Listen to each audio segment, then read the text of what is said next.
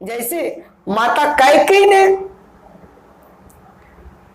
अपने प्रिय पुत्र जब कली के प्रभाव में आई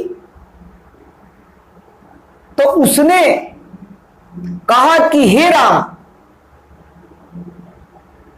तुम्हारे पिता इसलिए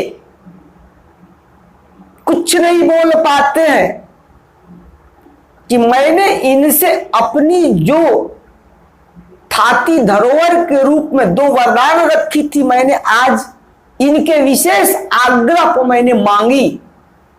और जब मैंने मांगी अपना कि आप वचन दिए थे, वो देने के पहले ही ये बीमार हो गए। बस और कोई कारण नहीं है राम। क्या था? मैंने मांगा था कि भरत मेरे पुत्र को राजा बना दूं, और दूसरा मैंने मांगा था कि 14 वर्ष राम को वनवास दे दूं। बस इसी बात पर महाराज चक्रवर्ती महोदय मानो इनकी जुबान को लकवा मार गया, शरीर जिसे मानो एकदम पत्थर जड़वत हो गए। मैंने क्या गलत किया? कहा नहीं मां, तुम्हारा जो थाती था, समय के साथ तुमने जो मांगा वह भी उचित है, पिता को दे देना चाहिए। तो ये तो कुछ नहीं बोलते हैं। तुम कहा कि मैं तो जाऊंगा, अगर आपकी इच्छा है तो मैं जाऊंगा, मैं वन को जाऊंगा। तो जब वन को चले तो कैकेयी ने कहा तापस वेश विशेष उदासी। तापस वेश में जाओ, यानी कि एक वस्त्र, बस तन को ढकने भर, एक राजा की तरह पूरे हीरे मोती से जड़े हुए, आभूषण से लदे हुए, वह श्रृंगार में वह सुंदर दिखने वाला नहीं राम। विशेष इसलिए सारे अपने राजकुमार और जो राजाभिषेक राजा बनने के लिए होना है राजकुमार के लिए, वह सब श्रृंगार को, है ना, तुम अपने से अलग करो और तापस वेश विशेष उदासी, और तुम एक तपस्वी की भांति जाओ। हे पार्वती, ये तपस्वी की कलयुग में है, जो पहले भी हुआ, लेकिन अब क्या है? वह तपस्वी क्या उस पथ धर्म पर है? तपस्या आज भी करते हैं, आज भी वो लोगों से थोड़ा सा बाहर ग्राम से अपनी कुटिया बनाकर झोपड़ी में रहते हैं। तो क्या वो धन से दूर है? क्योंकि आज धन का महत्व तो कलयुग में बढ़ गया, बढ़ जाएगा। कलयुग में कितना बढ़ेगा? कुलवंती निकारही नारी सती, और धन का महत्व बन जाएगा। और जो एक सती नारी है, कुलवंती है, जिस परिवार की ग्राम के लोग चर्चा करते उनके चरित्र के बारे में, वह भी बलीन होने लगता है। गृह आनी हिचेरी निवेरी गति।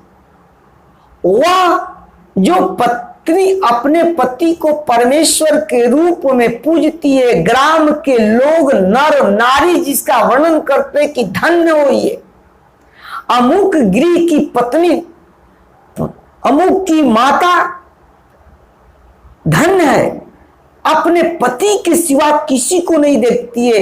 लेकिन घर के अंदर उसके पति देव जो है, वह धन की सुख में जो दासी रखते हैं घर में, अपनी पत्नी को छोड़ देते हैं।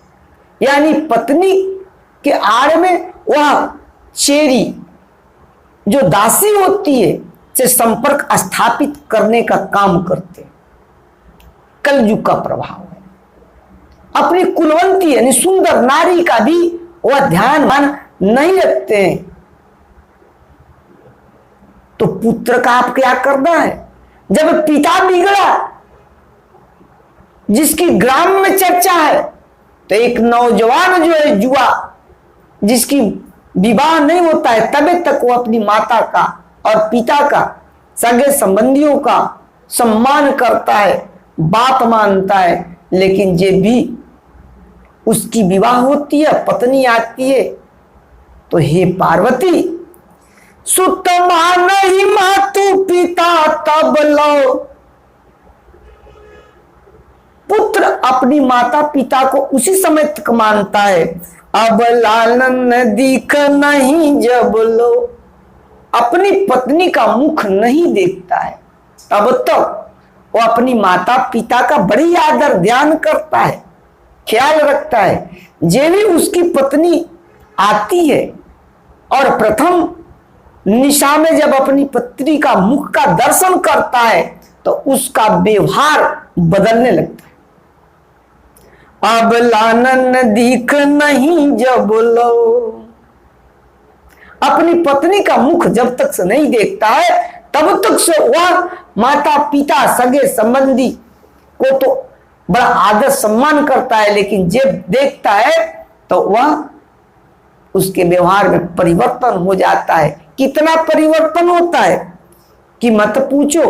उस अपनी माता पिता को भी भूलने लगता है कि ये मेरे को जन्म देने वाले, मैं इनका अंश हूं, मैं माता के गर्भ से आया हूं।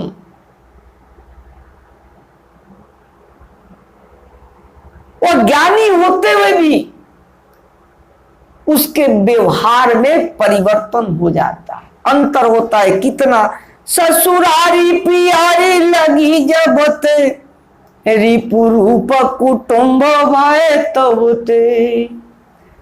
हम उसे अपनी जननी, अपने पिता पालन करने वाले वह पराये लगने लगते हैं। तब उसके माता पिता कौन होते हैं? तो सास ससुर होते हैं। वह सास ससुर की बात को मानने लगता है और अपनी माता पिता, अपनी जननी पिता का वह बात नहीं मानता है। यह परिवर्तन होता है, यह कलयुग का प्रभाव है। जबकि सतयुग इसमें यह बात नहीं था, त्रेता में इसमें इतना नहीं गिरा हुआ समाज था। माता और पिता के आदर के लिए भगवान राम वन को चले गए। समाज एक राजा को चलाने के लिए जब राजा ने समाज के द्वारा सुना कि मैं राजा राम नहीं हूं, जो महीनों दूसरे के संरक्षण में रही हो और उसे मैं अपनाकर रानी बना लूं, ये जब समाज के द्वारा तीखी बात को भगवान ने जब वेश बदलकर, एक राजा का भी धर्म होता है प्रजा के बीच में जाना। आज के राजा अपने लोगों से सुनते कान वाले राजा है, लेकिन मानस में भगवान राम जो राजा थे वह आंख वाले राजा थे। वह देखते थे और अपनी कानों से सुनते थे, अपने प्रिय जनों के नहीं, अपने गुप्तचरों की बात पर ही केवल विश्वास, अपने मंत्री के सदस्यों की बातों पर विश्वास नहीं करते थे, बल्कि उसकी सत्यापन करने के लिए भेष बदलकर वह जन जन में प्रवेश करते थे और वहां तक वह स्वयं उपस्थित होकर वह उसका तब निराकरण करते थे। तब वह राजा सत्य का भागी होता था, दूध का दूध और पानी का पानी होता था। आज तो लोग बैठे हुए चेंबर में रह जाते हैं और जब उनकी बारी पुनः जनता से लेने की होती है तो लगता है कि जमीन घिसक गई है। क्योंकि जब तक से वो जनता से जीतने के बाद में, राजा बनने के बाद में जनता को ही बुला दिया, अपने मनमानी किया, जनता की नहीं सुना। लेकिन वह त्रेता के जिस युग पुरुष राम, जो ब्रह्म राम है, जो मनुष्य रूप में उतार लिए धरती पर पाप को समूल नष्ट करने के लिए,